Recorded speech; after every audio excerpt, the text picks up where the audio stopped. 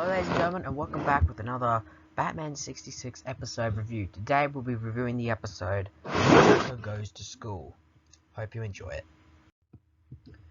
The episode begins with one of the newest places we've seen in Gotham, an actual Gotham High School. Here we see Dick Grayson and basically all the other teenagers are basically having fun in the gym. The guys are playing basketball, the girls are doing cheerleading, and Dick and a bunch of other kids are doing weightlifts. And just as the cheerleaders and their head cheerleader, Susie, go to get a drink from the dispensing machine, what ends up coming out is a bunch of coins. They keep doing it again, and more coins keep coming out. Realizing that they're getting an easy buck, all the kids hurry over to the vending machines and get all the money they can from the machines. We then cut to Police Commissioner Gordon's office at Gotham City Police Department, finding out that this is happening at the majority of the high schools. Realizing that this is a practical joke, only the Joker could be behind this, so they quickly call in Batman. With this and the vending machines, as this happens, they then look over and find out the Joker has been released from prison. Though the funny bit I find about that is, how could he be released from prison after his last caper? But then again, the show doesn't really explicit how long the events take apart. Who knows? They then get a call from Dick's high school, finding out that the dispensing machine is acting up, especially in the library where it's cashing out stocks and bonds. Batman then asks if their school president and could get the whole school leadership team essentially to go to their office so he can talk to them. Just as this is happening, a robbery takes place at a local bar with a gimmick jukebox, with the Joker's voice coming out of it, clearly indicating that he's up to something. As Batman gets to the high school, he then has a presentation with the rest of the students, but just before that happened, Dick is trying to persuade the others to not, take all this money, as hard work is where you need to get, and no setbacks. And no easy way is going to help you get through life. Although they find it hard to take him seriously, considering he is the ward of a rich millionaire, so they do kind of have a point. Batman then explains that he knows what the Joker's plot is. The idea is to essentially have you guys rely on these food dispensing machines that gives you easy money. Therefore you would neglect your studies and you become so reliant on them that you would realize that these will be a sufficient flow of money. You end up dropping out, and with no proper education you end up joining criminal gangs, and that is kind of the Joker's plan here in this episode. And he then shows the person who he believes is behind it, showing us the Joker on a projection. Yeah, he brought a whole projection equipment to school. Well, Batman is very creative.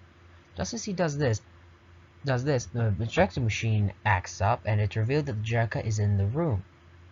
And just as Batman is about to arrest him, thanks to the help of a student pointing out that he's loitering on school property, the Joker points out he needs to be on the premises for more than 2 minutes in order for that to be plausible.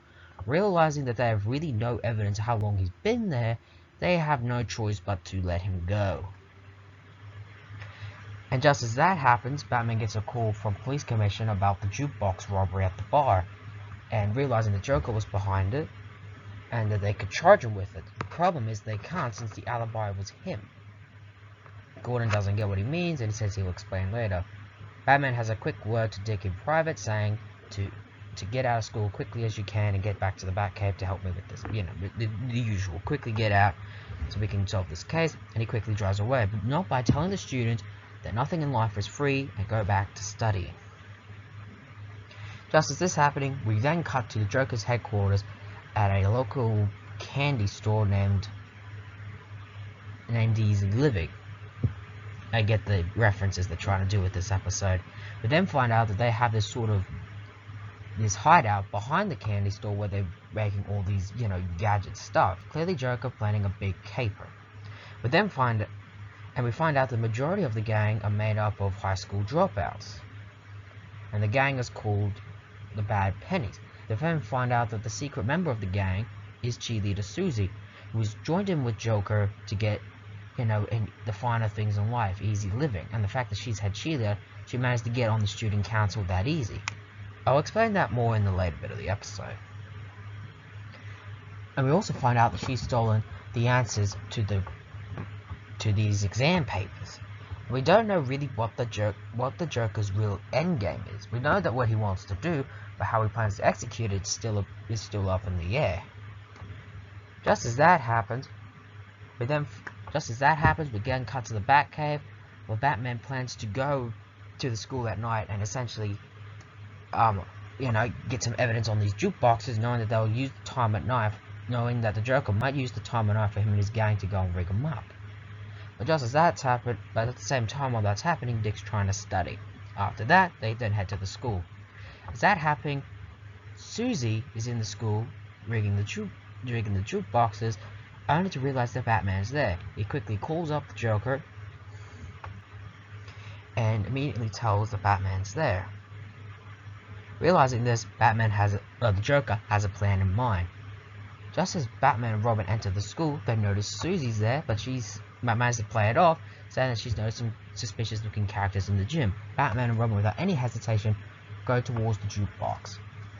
Realizing the jukebox might be trapped, they stand a bit away and put a penny in. However, some mechanical thing grabs their legs and knockout gas incapacitates them. The Joker and his goons later take Batman and Robin into the back of a truck, where the dynamic duo are tied in essentially special chairs, particularly the types that are used to electrocute you, and is all rigged to a gambling machine. The Joker then uses some kind of weird device to speak through that essentially conceals Susie's voice to sound differently, but his surprisingly still come out the same.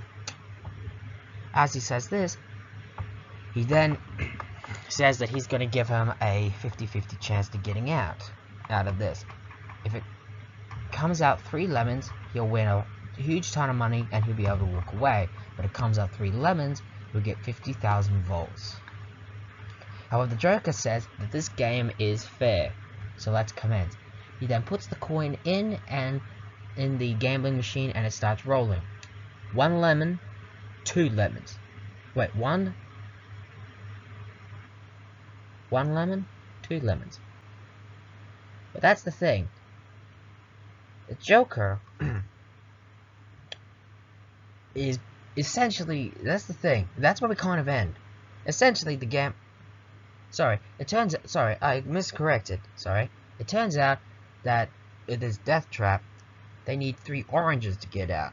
But 3 lemons equals death. And so far, there are 2 lemons. So it needs a 3rd one for the machine to go off. And that's where we end our cliffhanger. Sorry if I got a little bit confused and it sounds weird, but I'm not feeling 100% today. I'm really sorry. The cast for this is essentially the same. With, it is essentially the same. Alfred and Aunt Harry don't play much in this episode. The same in many ways with Chief O'Hara and Commissioner Gordon.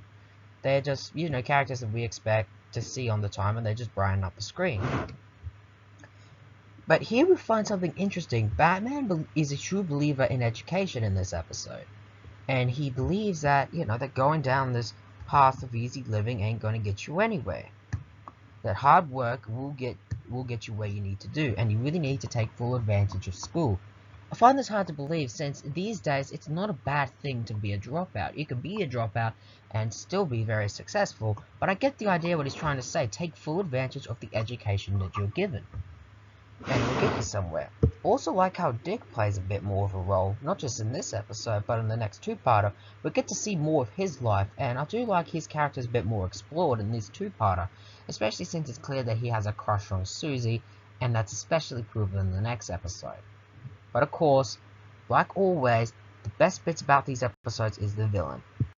Cesar Romero returns to the role of the Joker, and I like his performance far better this time around than he ever did than his previous 2-parter. However, the problem I have is how he plans which would really cause dropouts. Again, that would be more explained in the second episode, in the second part of this two-parter. But I do like that the Joker just goes with what he wants to do. There's really no limits to the craziness he wants to do. And when an opportunity, comes his way, he takes advantage of it. The idea that he's really off, that he's basically a cartoon clown going with whatever comes to mind. Now, I will admit, however, the look of the character is slightly better in here than it was in his first outing. And you really just see the Joker just really brighten up the room. The Joker Goes to School is okay, if I could be quite honest. I do like we get to see more of Dick's life, more of high school, and the message of education is important, and try not to drop, and take full advantage of it, and easy living is not always going to get you anywhere. However, why I really don't like this episode, not the whole two-parter in general, just this one, is because it feels kind of slow, if that's the thing. I don't know why.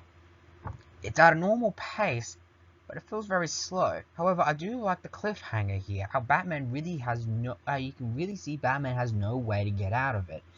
However, how he does get out of it is a bit... It's a bit interesting. And that's all I can say. And there we have it. The Joker Goes to School. An okay episode. Not fantastical or great, like I found with some other episodes. But it's definitely an okay one. Also got to admit that at least Cesar Romero's performance of the Joker is slightly improved in this outing than it was slightly improved. Though he wasn't terrible in his first outing, but something here where I feel that Cesar Romero is now finally comfortable in the role. And it's only going to get better when the series goes on. So until next time, tune in tomorrow. Same Steven time, same Steven channel. So long for now.